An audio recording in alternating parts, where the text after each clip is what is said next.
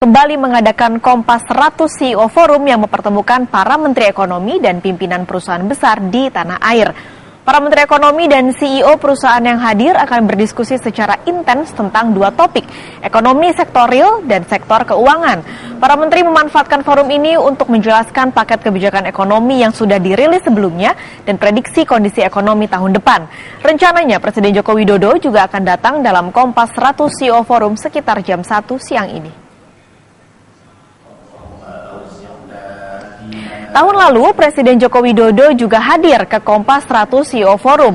Malahan ia berdiskusi secara intens dengan para pemimpin perusahaan. Ketika itu, Presiden Widodo memanfaatkan perhelatan ini untuk mencari pendanaan dari sektor swasta untuk proyek infrastruktur yang ia rencanakan selama beberapa tahun ke depan.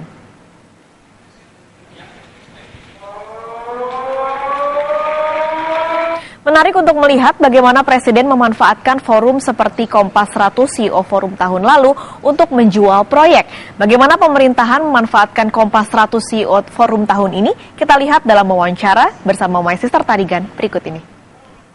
Ya, Kompas 100 CEO Forum kembali diberlangsungkan, mempertemukan para pemangku kepentingan yaitu pemerintah dan CEO-CEO perusahaan. Adapun tema tahun ini mengangkat mengenai memantapkan perekonomian Indonesia tahun 2016. Lantas apa sebenarnya harapan dari para pengusaha bertemu dengan pemerintah dan berdiskusi langsung dalam forum ini? Sudah ada bersama saya Wakil Direktur Utama BNI Bapak Suprayarto. Selamat siang, Pak.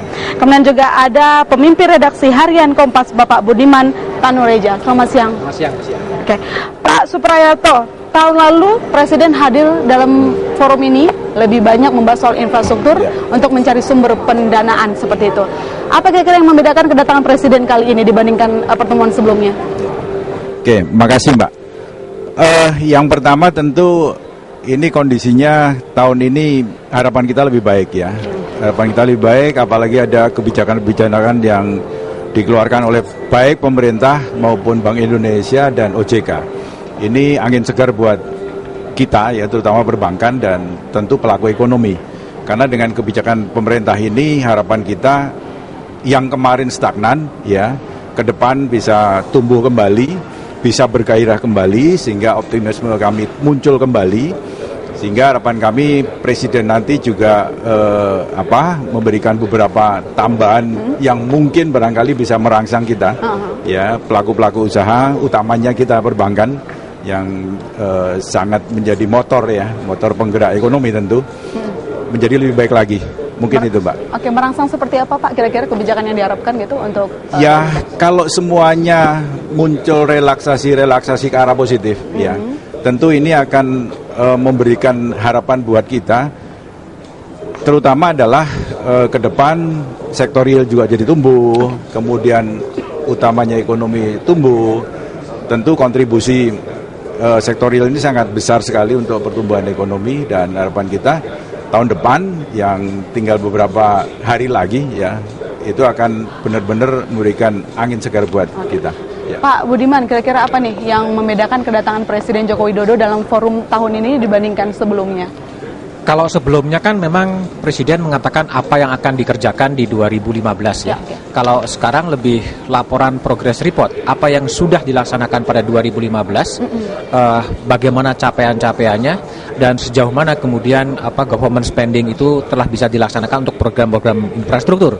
Dan tentunya karena memang temanya adalah 2016, nah kemudian proyek 2016 jadi seperti apa? Sehingga Kompas 100 CEO Forum menjadi ruang dialog, pemerintah menyampaikan rencana dan apa yang sudah dikerjakan, dan pengusaha juga bisa menangkap sebetulnya kira-kira outlook ekonomi 2016 akan jadi seperti apa. Gitu. Oke, masih dengan Pak Budiman. Pak Budiman, kalau misalnya kita lihat pertumbuhan ekonomi saat ini cukup melambat ya, sepenting apakah pertemuan antara para CEO perusahaan dengan pemerintah ya seperti yang kita lakukan saat ini? Pelambatan ekonomi bukan hanya di Indonesia, hampir di semua negara-negara lain pun terkena dampak, dan forum ini juga menjadi penting karena hampir semua menteri dan dari sektor real maupun dari sektor moneter juga akan menyampaikan apa yang sudah dilakukan dan bagaimana outlook berikutnya. Nah, proses dialogis inilah yang sebenarnya kita harapkan mempertemukan antara sisi pemerintah, sisi otoritas moneter dengan pelaku-pelaku dunia usaha, dan terjadi ada sebuah dialog, aspirasi dari dunia usaha, apakah soal BI rate, soal apapun juga mungkin bisa didengar oleh otoritas moneter, dan bagaimana kemudian masalah itu bisa diselesaikan gitu loh. Sebenarnya ke sana. Oke.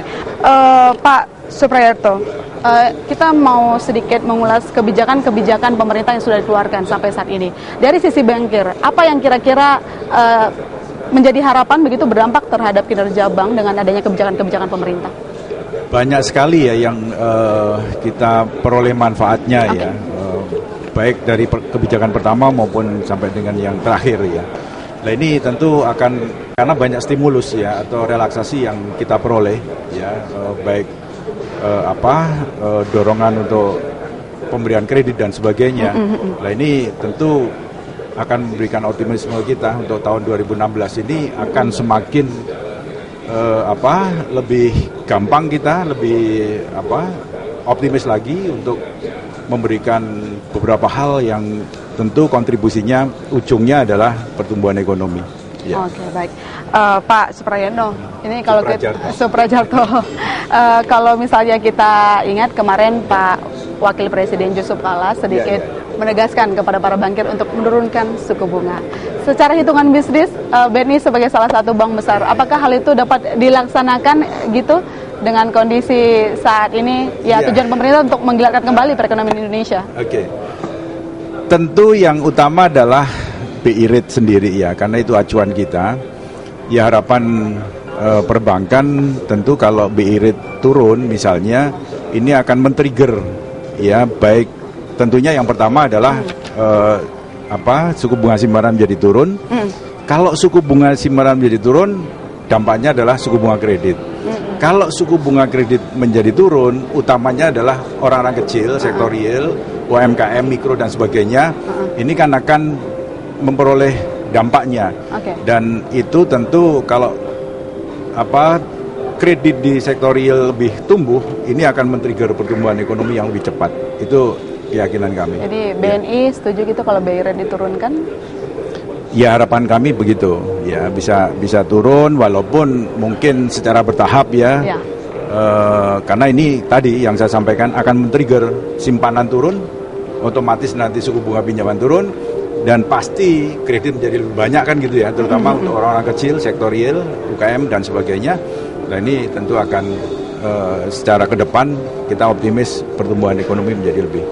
Terima kasih Bapak-Bapak atas waktunya. Ya itu dia tadi perbincangan kita bersama dengan Bapak Wakil Direktur Utama BNI dan juga pemimpin redaksi harian Kompas. Pertemuan dalam Kompas 100 CEO Forum ini diharapkan dapat menjadi salah satu ruang diskusi antara para pemerintah dan juga CEO-CEO perusahaan. Demikian tim liputan Kompas TV.